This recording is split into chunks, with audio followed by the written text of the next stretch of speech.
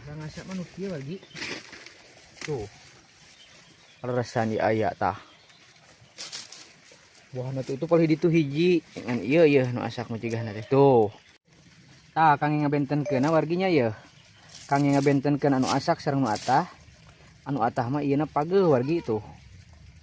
Tah upami nu asak mah copot ieuna tuh. Dikiekeun tuh langsung copot. Berarti ya buktos buahna asak bisa palih atahnya tuh. Apa ieu mah atah keneh tuh pageuh dik ge. Tah nu tos asak ieu mah raoseun pisan ieu teh.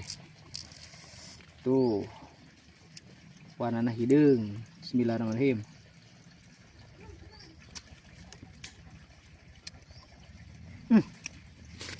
Pokona mah rasana mah amis pisan wargi. Ieu nu atah mah tuh. Dipesekna ge. Tuh, dia mau ngorak keneh hiji mah. Sapertos kitu warginya. Enten rangasa mah di dieu mah duka kitu ge upami di lemur wargi mah.